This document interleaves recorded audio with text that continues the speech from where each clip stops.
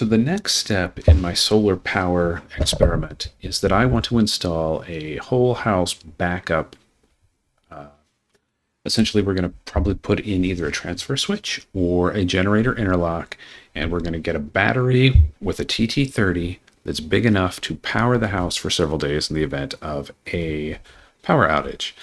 And to organize and figure out which one I should buy, I put together this massive spreadsheet. And I know that's very exciting. But there's not a good way of really visualizing all this information online. Every website has their data, hidden in, strange tables, or there's no easy comparison. Even if we were looking across a brand, this is Pecron, they have several models that I might be interested in. They don't have on their website a simple table, to compare, well, what are the values for this model? What are the values for that model? So what I ended up doing is loading it all into a spreadsheet, and I'll walk through it. And I'm going to provide the link to this because if you end up wanting to shop for it, the stuff here I think is handy. You can put the information in, it'll calculate these values, and then you can sort it. And that gives you kind of a sense of, where things are. So let me just walk through how this works. These are a bunch of power stations that I put here, and I did put links here. These are the refurbished prices. If I found them on eBay, sold directly by the company, like Opus, Bluetti, EcoFlow, they all have official eBay stores, and they sell their refurbished units. Actually, sometimes a lot cheaper than what you can get the new ones for. So I put all those links in here. They are affiliate links, so if you buy them, I get a little bit of money, but I'm sure you know how that works. It's YouTube. I sorted the units into a couple classes: small, medium, large, and then there's 240, which is really sort of an extra large.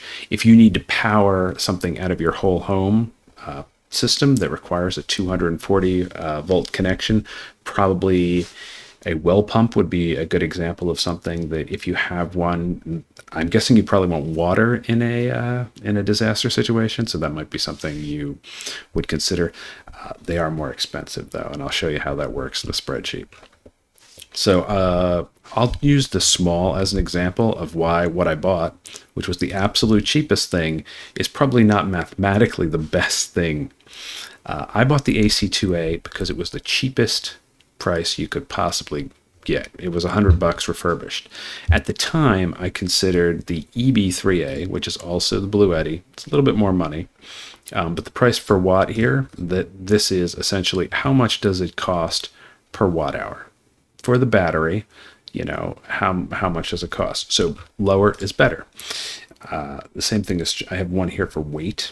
The weight is an interesting one because newer, more efficient units, they seem to pack more in watt hour wise compared to their weight.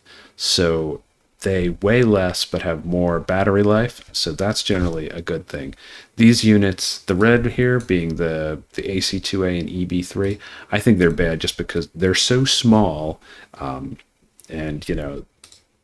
I think the math between watt hour and weight gets a little strange, so that's why they're red.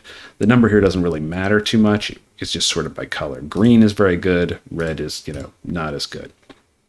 But like I was saying, the AC2A is the cheapest, but it's not the best in terms of weight efficiency or in, watt per dollar efficiency. When I was looking to buy, I was considering the EB3A, which is a little bit better.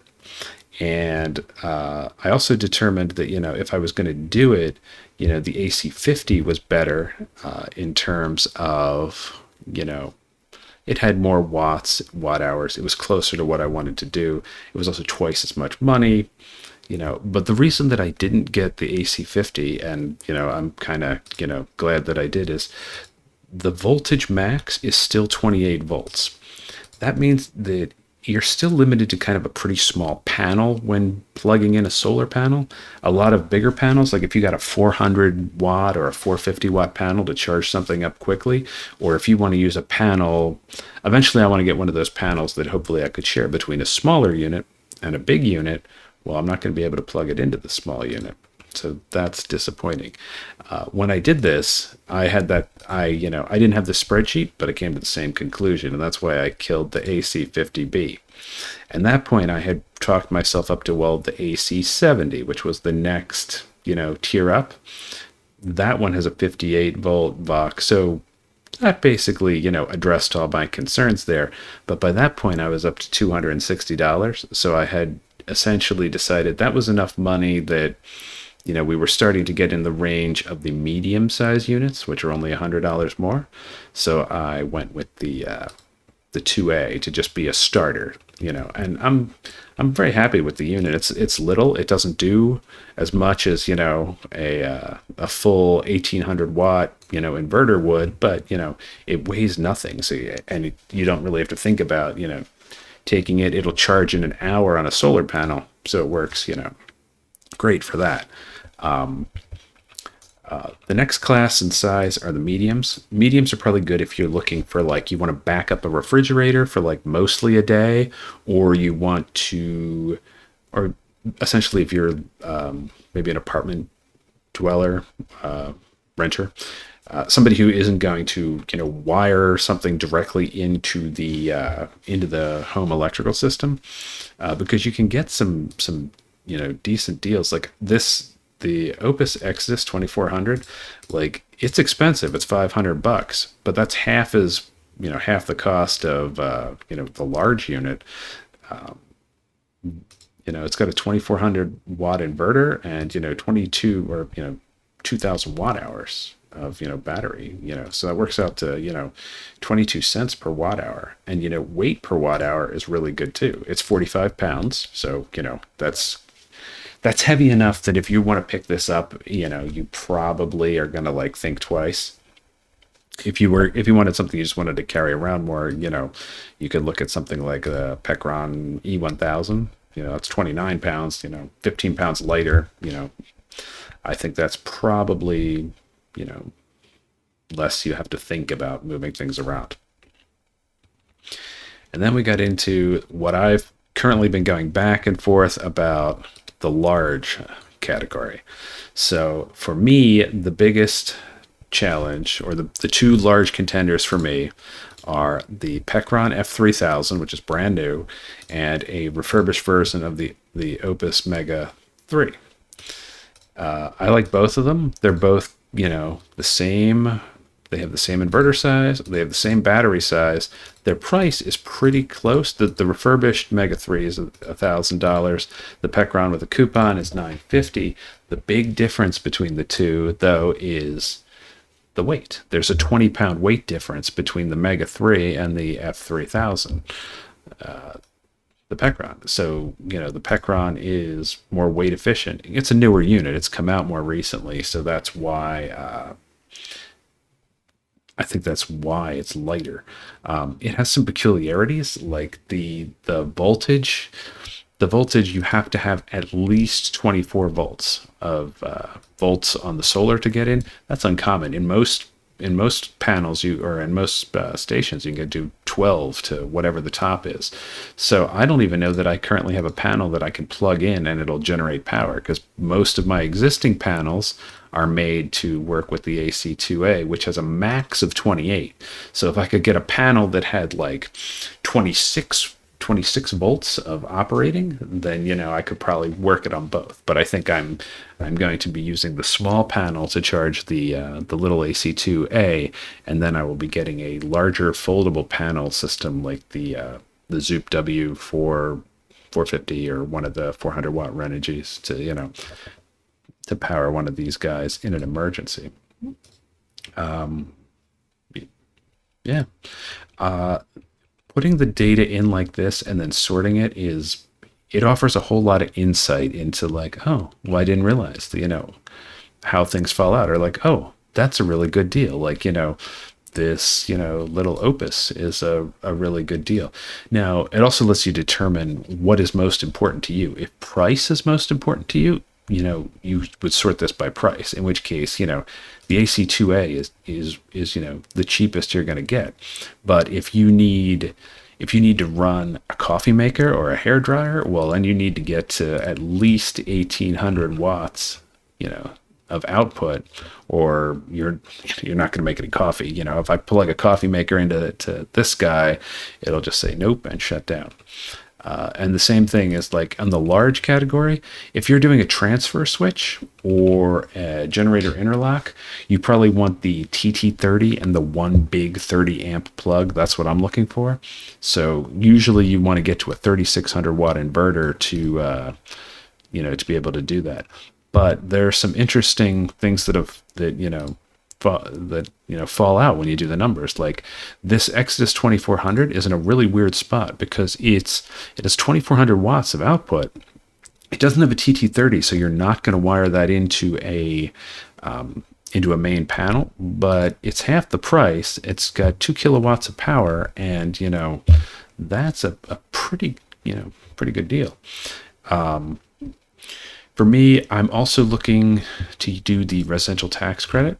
This expires at the end of 2025 in the United States. So if you're after that and they haven't changed the dates again, you're probably out of luck. But as I understand this, and this is not tax advice, it's just, what I've done is battery storage technology, as long as you have 3,000 kilowatt hours, battery storage technology must have a capacity of at least 3 kilowatt hours or 3,000 watt hours. You can, apply for a tax credit of, up to 30%. So any of these items where the kilowatt hours are, at least 3,000, you can, and provided you get the installation to wire it into your home, which probably means a transfer switch or a generator interlock. We're going to have an electrician probably install a generator interlock in a week or so. Provided you get that done, you can, claim a tax credit. The reason this Blue Eddy Apex 300 is highlighted like this is it's a large unit, but it does not have 3,000 kilowatt hours. So you would have to get one of their B300 battery packs to hit the 3,000 to get the tax credit, and that would increase the price, even more.